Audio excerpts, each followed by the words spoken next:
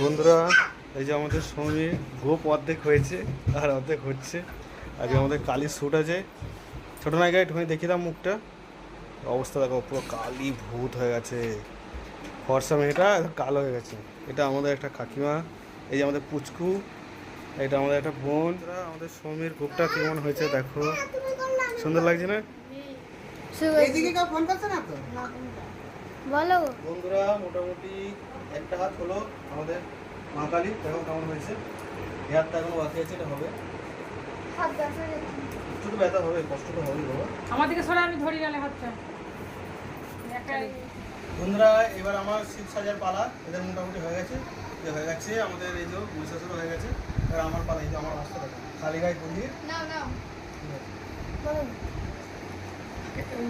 হয়ে গেছে। বন্ধুরা, এটা হচ্ছে ফাইনাল লুক।